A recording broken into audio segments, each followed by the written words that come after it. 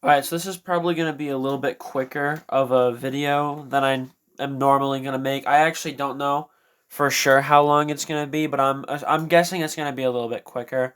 I don't really have a lot to show off. I haven't had a lot of like time to really do a lot of modeling or anything like that, and I didn't really feel like doing a video sort of showing off some Lego stuff because I don't have a lot to talk about that I haven't already touched up on.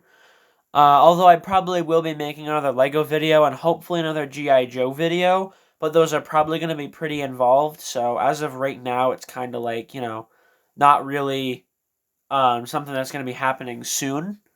Uh, so, first of all, I just wanted to say to anybody out there who is buying canned spray paint, honestly, I don't really think that that is worth it because I just picked up a bottle of this. Well, actually, my dad bought it for me, but it's a Vallejo black primer, and it comes in this bottle. It can go right into an airbrush, no problems at all, right? So, why is this a better option, at least in my opinion? I think it's because with an airbrush you have more control with your shooting. So, when you take something like this, okay, and you have this a primer is a primer.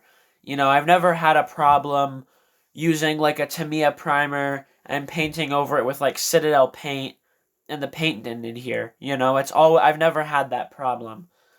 So like with this, you load it into your airbrush. I think it's better than spray paint, because before I had spray painted all of my stuff to prime it. Um, I have a couple things here on the desk that I've primed with this stuff, and it came out pretty good. First one is this German soldier here. Uh, you can't see it super well because I did spray over it, but let me try and brighten this up here so you can see. You're probably not going to be able to see it very well. Let me try one of these. So there he is. Um, he's in like a German green sort of color. For right now, he has a flamethrower attachment on him. Uh, so what I did is I hit him with a coat of black, right? It's completely black. And then from the top, I shot him with a layer of ivory from Vallejo to give a little bit of natural light. And then I watered down some German gray from Vallejo, wherever that is. So that's this one, Field Gray, World War II. So yeah, I like I said, I shot the entire figure with black. Then from the top, I just gave it a little like a with the airbrush, and it kind of gives it a little bit of natural lighting. And then from all five sides, you do front, side, side, side, top, with very watered down German gray, and it'll kind of take on the color of what's underneath it, so you can see it gives it a little bit of like natural lighting. My spray booth is probably making this look a little bit different than it is, but yeah, it definitely looks like you can probably see that on the back there, what I'm talking about. So, and then if the effect isn't good enough, you can just mix ivory with the field gray and shoot it from the top, and it'll give it a little bit of lighting, just a little bit of like contrast, But it looks really good. I like how it came out a lot. I'm very happy with it. So I'll just put it on there so you can kind of see really what I'm talking about there. So yeah, I think it came out pretty good. And then the other thing I wanted to show off is this tank. This is a French light tank. So with this one, you can probably see on the front there, I don't even have to address it. It is very battle damaged. I did a lot of battle damage on this thing. Try and put it on something here. This looks like it will do the job. So, the, um, the damage is from three things. I've got my knife here that I just kind of like dug in and twisted. Then what that will kind of do is it'll sort of make a um it'll make a it'll dig in like a cone shape, I guess is the right descriptor. And then what you're going to want to do is take your X-Acto knife and kind of engrave around it and sort of cut little like C shapes of plastic out. Then you bend them back and cement them down with modeling cement from Tamiya is what I did, which is this stuff, extra thin. Um, and basically the effect that has is it kind of looks like the metal is sort of frayed around the bullet entry, which is of course what you want. Um, and it came out pretty good. Of course, all I've done to it is primer, green, and the brown for this is the camo pattern I'm gonna go with. I'm pretty happy with it. I'm still learning camo. It's a lot more complicated than I had thought. But you might notice all of like the really rough like detailing around like these areas and up into here. And basically what I did for that is I took Mr. Hobby toothpaste here, the white putty. This literally looks like toothpaste. It's in this bottle. You know, it's got it's I'm just going to be honest right now. If you're someone who uses Mr. Hobby stuff, I really hope you have ventilation like this because this is the stinkiest product I have ever used in my life. You can't smell it through the camera, of course, but oh my god, this stuff smells really bad. Um, I didn't show it. This is kind of what it looks like. It's oh, I didn't mean to do that. It's yeah, it kind of looks like toothpaste. So it's very handy, and what I do is I mix it with Mr. Hobby cement, which is this stuff right here, and just in a bottle cap is what I do. I think I mixed it in here. Yeah, I did. So I just mixed it in a bottle cap, and then I took an old toothbrush. I used this one, or not toothbrush, sorry, paintbrush, and I just, laid it on. And it kind of looks like rust or damage or something. And I like how it comes out, on, I don't think I have an example here of what I used to do is I would lay down Mr. Cement, which is, again, there's this stuff, and then I would take a brass brush, which is this, and I would kind of just go back and forth, and what it would do is it would mess up it would like, if you're going like against the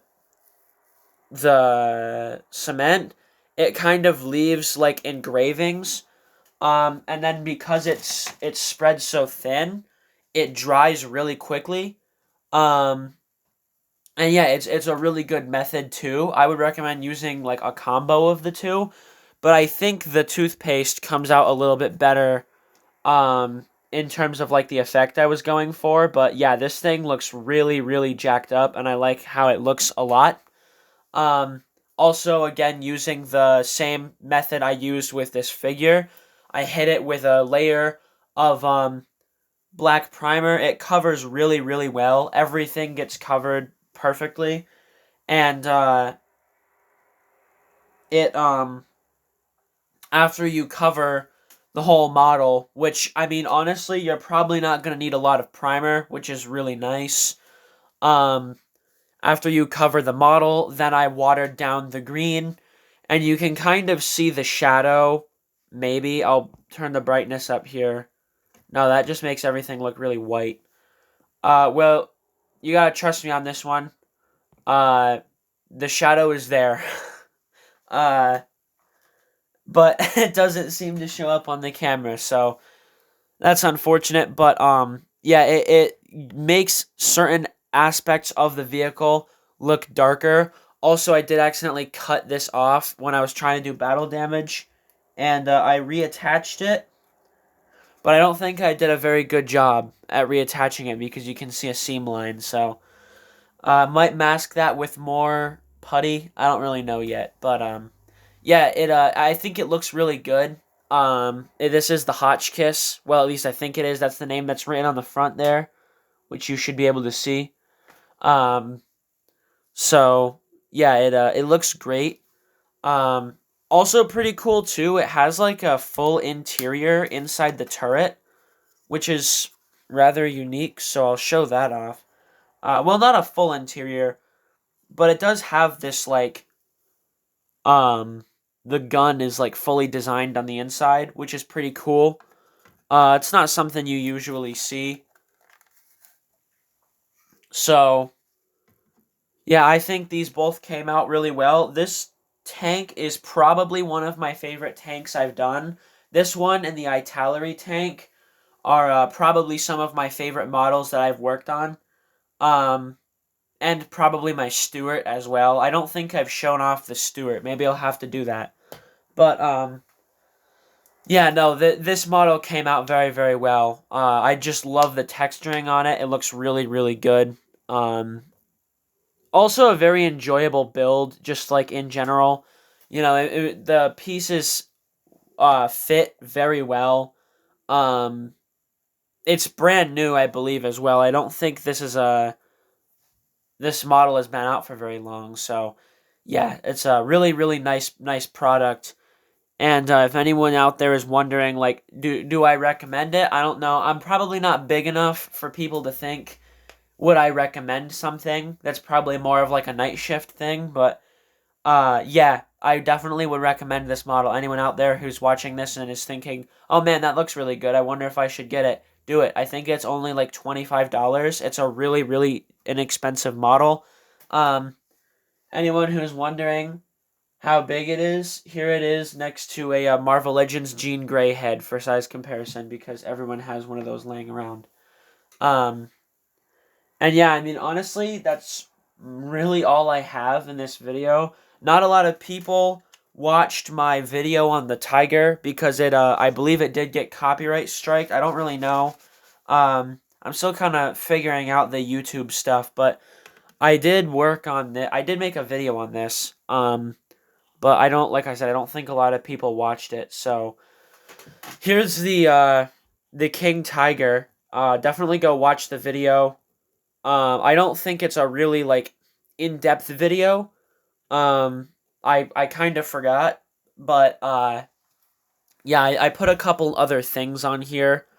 There's a barrel and a box, and there's some barbed wire rolled up on the side. It's still a work in progress, of course, but yeah, I think it came out really well. Very happy with it. Also, the 502 on the side is a Megadeth reference, if anyone knows.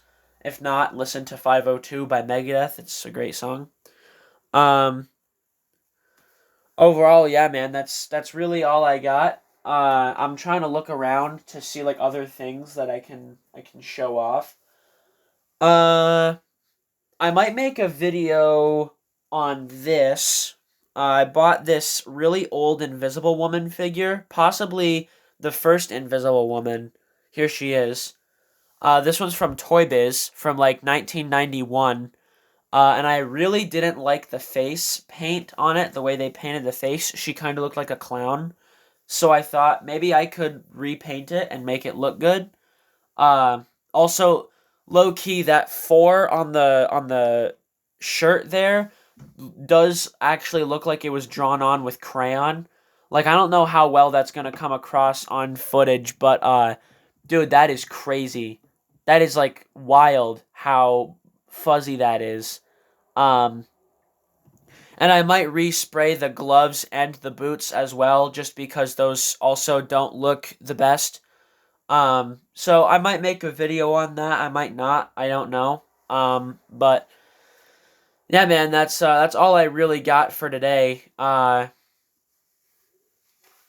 Keep an eye out for this. I have a Namor, Marvel Rivals Namor custom planned out that I want to do. Um, I might make a video. I have some stuff that I might work on camera, some stuff that I might not work on camera. I have this bag of G.I. Joe, broken G.I. Joe parts here that was sent to me by Joe Zeta, who is I like that guy a lot. He's given me a lot of really good deals on G.I. Joe stuff. And he sent me and my dad a box of broken, like not broken, but just like G.I. Joe parts, kind of to have for a replacement, which was very kind of him. And he, in that box, there was parts to an Action Man figure. So, this video is not for kids, by the way. For anyone out there, this could be categorized as like torture, but we got this guy here. I'll back this up so you can see. Oops. The paint all over him, and he's pretty messed up. So this is definitely a project figure, which I like. I like project stuff. Yeah, it's all cut up here. The back is really crazy, but I think I can get this looking pretty good with, I believe it's lighter fluid. Also, there's a broken stem inside of the arm there. But yeah, I love this. I love fixing figures, sometimes more than customizing them, because it's like you can't really ruin something that's already super messed up like this. Plus, Action Man, here in the United States, not easy to find. So this torso and like this whole assembly here is really, really nice. And I believe this neck post is also for an Eagle Eye figure, if I'm not mistaken. So yeah, it's very kind of him. I know it's a long shot, but Zeta, if you're watching this, thank you very much. And yeah, that's really all I got. I'm gonna leave you with this guy, if he'll stand. There we go. I'll leave you with this guy, and that's about it. I'll see you in the next one.